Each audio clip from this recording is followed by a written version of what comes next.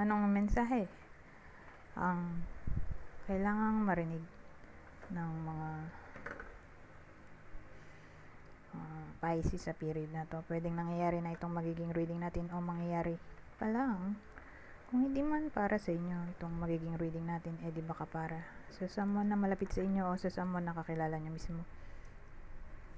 Baka may lumabas na gender mamaya, gawin nyo na lang energy, masculine at feminine energy. Pwede rin naman na wag nyo nang pansinin ang gender.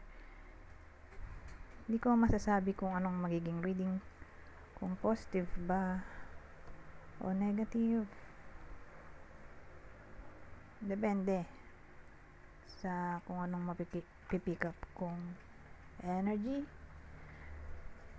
Walang masama kung papanoorin ang sun, moon at rising sign, kasi baka alin man sa mga yan ay mag-resonate na sa sitwasyon nyo. Pero wait lang,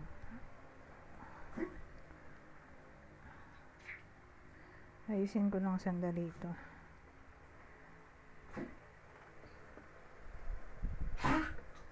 So game, magsimula na tayo.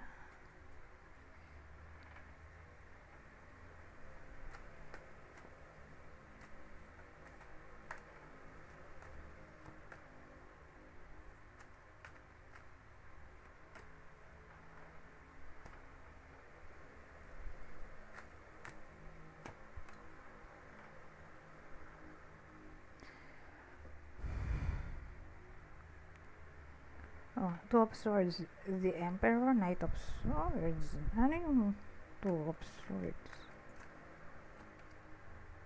Nick. Two of Swords, Three of Swords. Teka.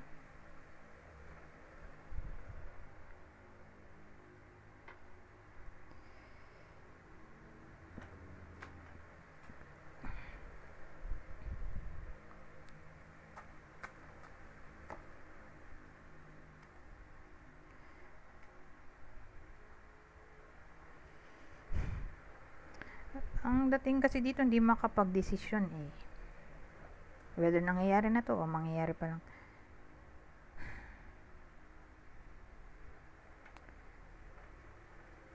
May Three of Swords tayo. Maraming pwedeng meaning kasi nito. Pwedeng in pain lang sa ibang sitwasyon maliban sa third party. Yun yung unang senaryo. Pangalawa, naghiwalay dahil sa third party.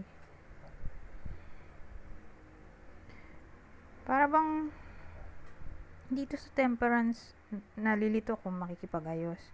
So again, either in pain due to different kinds ng circumstance o problem. Ito naman, or pangalawa pala, nakalimutan ko, naghiwalay dahil sa third party. Ngayon, dito sa Temperance, nalilito kung makikipag-ayos. Pero maganda kung i-clarify natin tong Three of Swords para detalyado.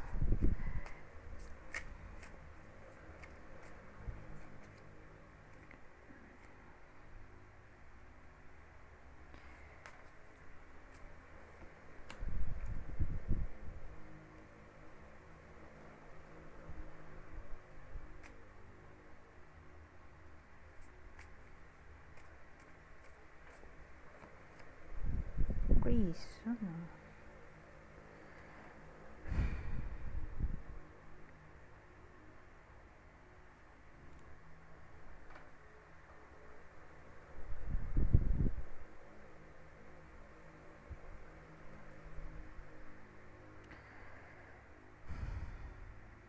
So,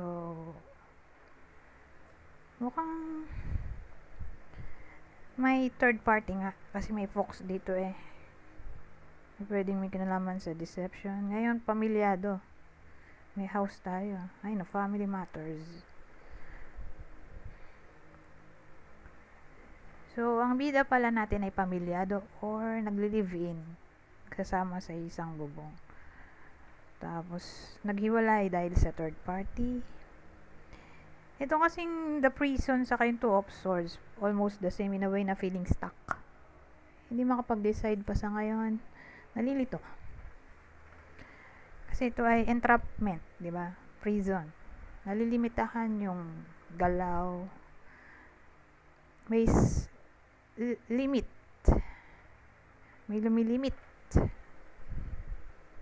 Hindi makaalis ba? Kasi nga, na-trap. So, ganun ang sitwasyon dito.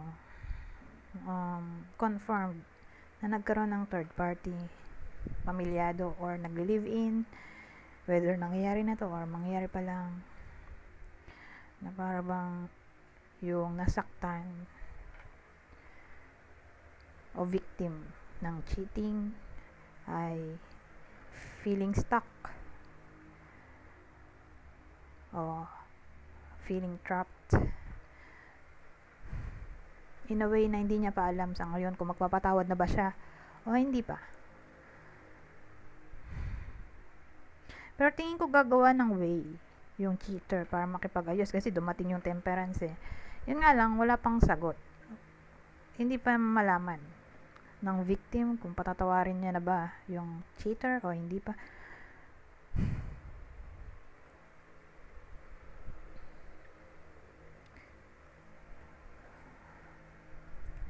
So, dito na tayo papasok sa Emperor.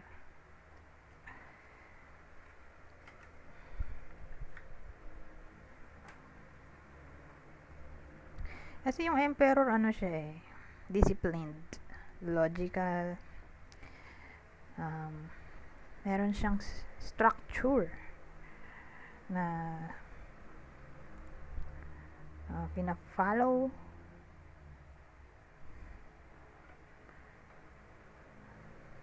Wag kasi dumating yung Emperor, more like cold or in control. Feeling ko itong Emperor, energy to nung victim. In a way na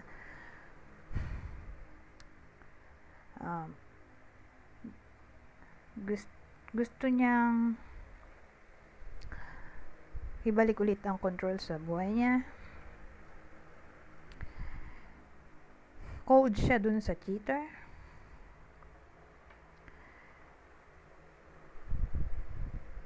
Ano siya eh, sabihin natin may self-respect. In a way na kapag ginawa mo to, ito ang punishment mo. As in leader, pagka-leader.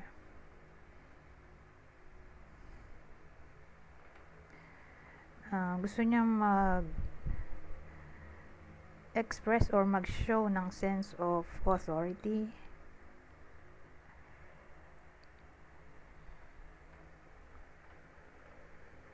Ngayon, may Knight of Swords tayo. Kasi ano eh, ibang meaning niyan ay decisive action. So, more like paninindigan ng victim.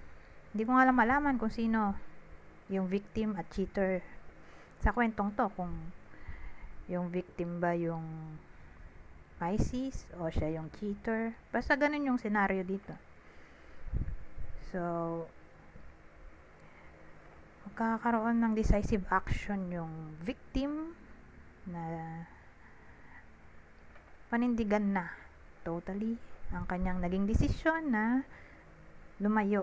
Ito na yung ano eh, future outcome. Lumayo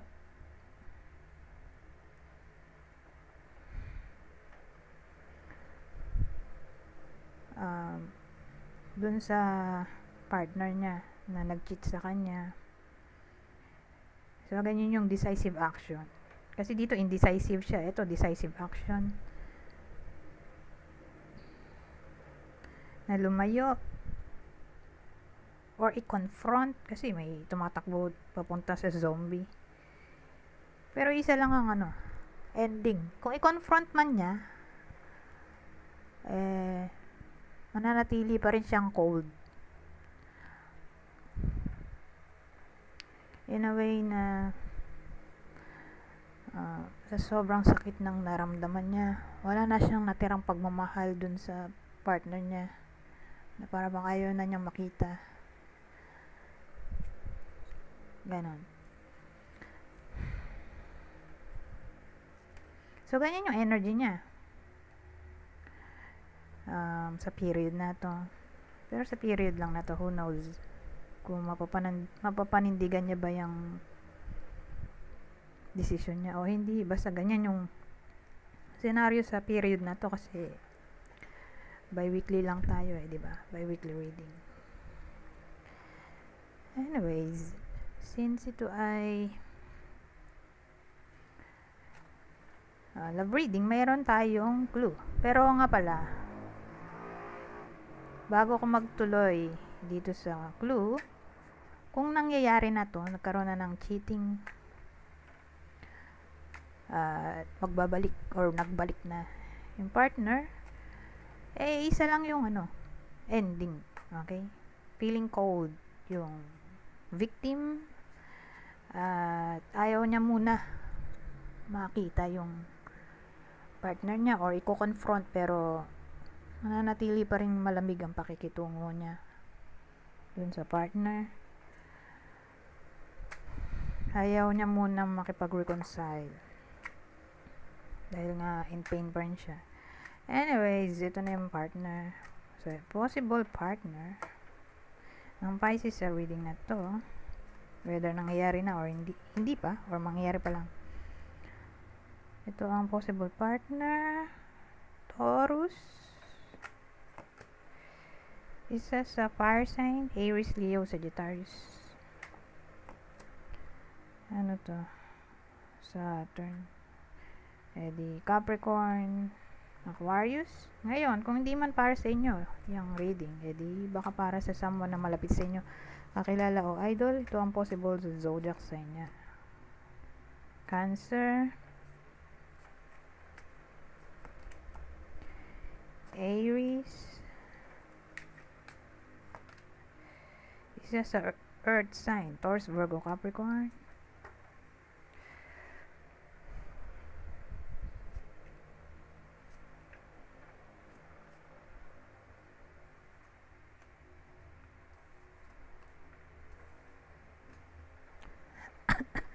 Excuse me. Ibang senaryo. Teka lang. Ayusin ko lang sandali itong ginamit kong deck na to. Hindi ko na to gagamitin. Dito naman tayo sa isang deck ko pa. Ibang senaryo. Nga pala, di ko gamay itong deck na to. Pero gamitin ko na rin kasi sayang naman.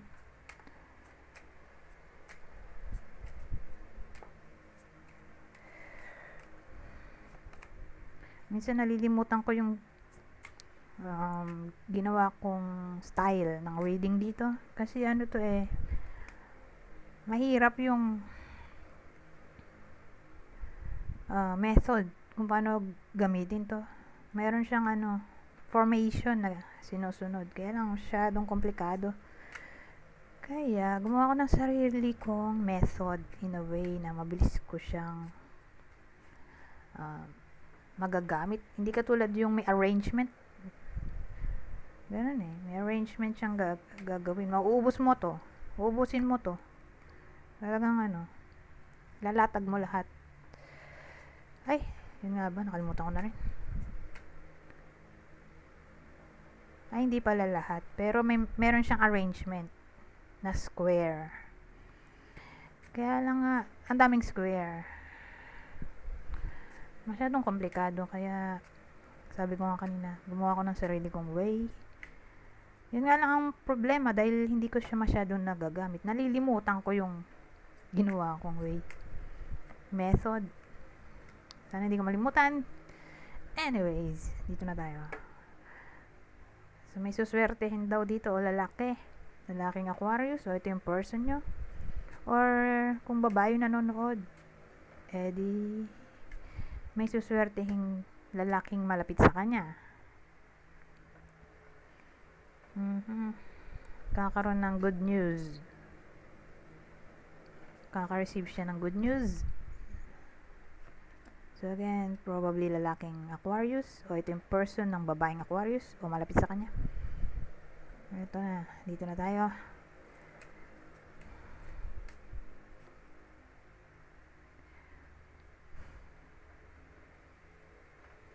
Ito, wala tong silbi kasi kailangan nito ng tao.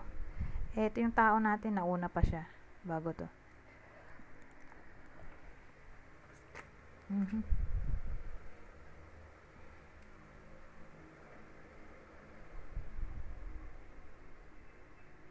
Ito maganda kasi whether nangyayari na to o mangyayari pa lang, kakaroon ng problema sa pera ang iba sa inyo. Pero don't worry kasi ang dating dito, mapapalitan ng saya yung lungkot.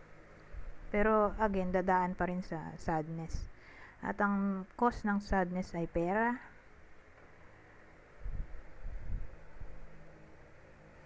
Or regardless kung anong cause, basta may failure at disaster dito So, kalbaryo na lang.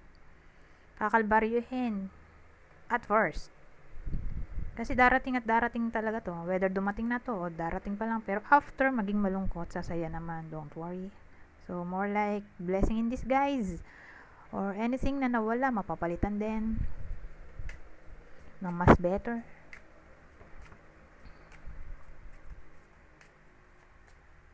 Ito.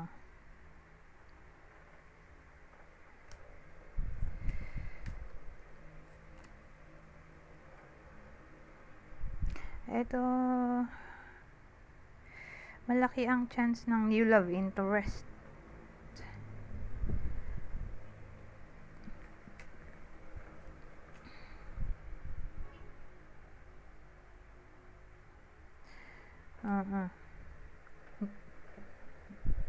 New love interest.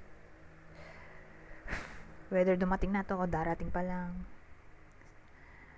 Specifically, dun mamimit sa workplace.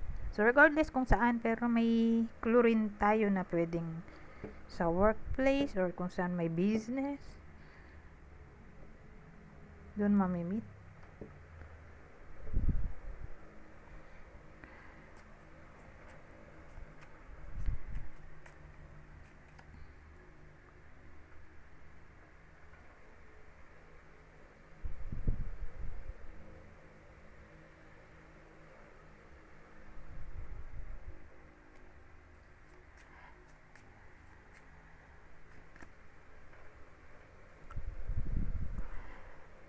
Well, dito sa case na to, ito na ba to, 4? Hindi pa to nangyayari. Mangyayari pa lang. Whether ngayong period or after ng period na to. Pero more like, medyo matagal-tagal pa to mangyayari. Dito i-cover ng period na to. Kasi may darating na blessing dito o abundance.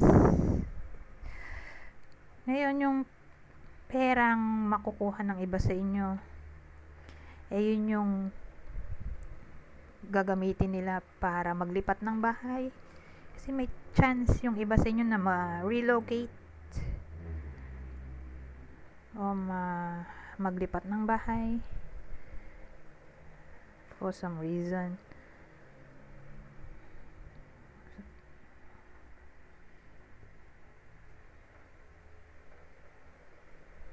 Change of residence for the better. So, malaki nga ang chance ng paglilipat ng bahay kasi nga magkakapera. So, siguro lilipat sa mas magandang bahay or tatayo ng business somewhere, tapos dun sa summer na yun, dun din sila lilipat ng bahay. So again, malaki ang chance na magkapera at yun yung gagamitin para pampalipat ng bahay.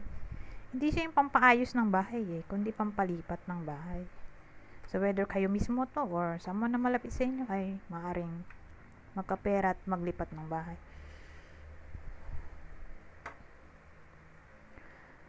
Anyways, dito naman tayo. Ano pa masasabi nito?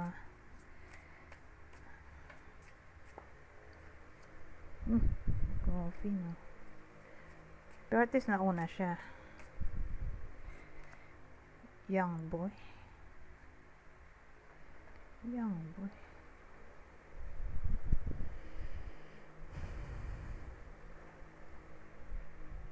So, pag nakita ko tong young boy, more like nasa 39. Wala pa siyang 40. Nasa 39 pababa. Lalaki. Whether kayo mismo to or someone na malapit sa inyo, lalaki 39 pababa. Mukhang may transformation na maaaring mangyari sa buhay niya sa period na to. Ay no, kalagay yun. Transformation.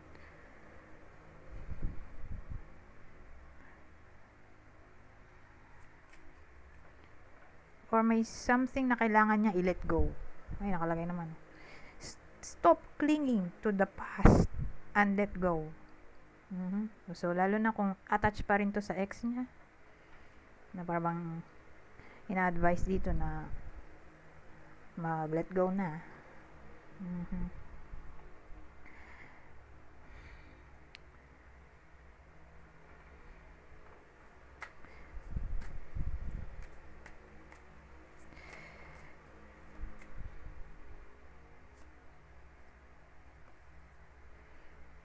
Or may something na mag-e-end na magbe-bring ng change sa buhay niya. Ano naman to? The mice.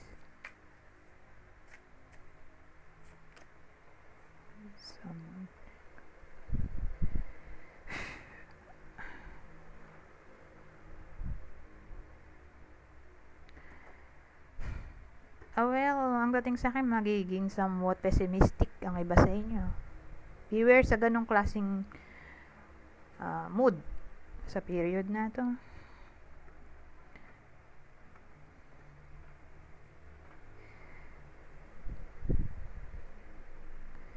Pessimistic, moody, dramatic, medyo stressful ba? O psychotic yung energy dito.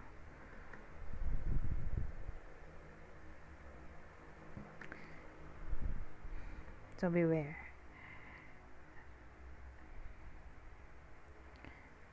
Ngayon, cheating ay posible Sa bagay, yung tinopic natin kanina ay cheating nga ba? Nakalimutan ko na. Ano ba?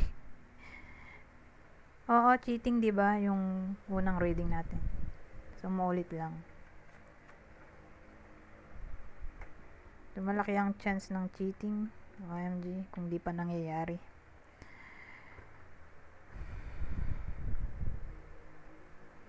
Ngayon, pwede ring may someone na nakaka-stress sa workplace or sa relasyon. So, kung dito literal na cheating, in a way na nagkaroon ng stealing ng partner. So, kung di stealing ng partner, baka stealing ng gamit sa workplace. So, beware. Pero grabe naman kung may magre-resign. Kasi to pwede rin resignation, termination, rejection kung mag-a-apply. Oh my God.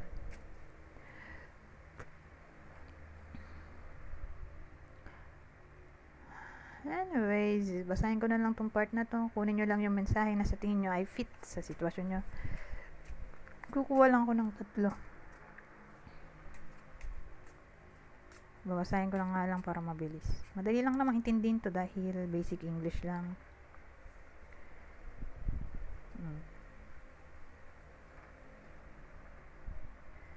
So, sabi dito, they are the one you have already met. The romantic partner you seek. Oh, New love. Diba dun sa reading natin kanina, may new love nga na paparating, new love interest. Malaki chance, oh.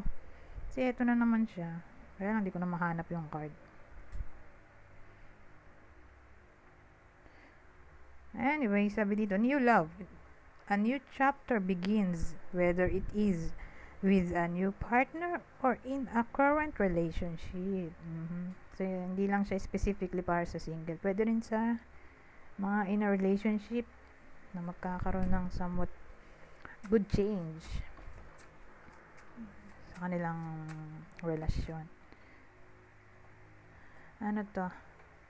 Love your shadow. Accept and work with the flaws in yourself so you can learn to accept others as they are. Anyways, hanggang dito na lang. Goodbye po.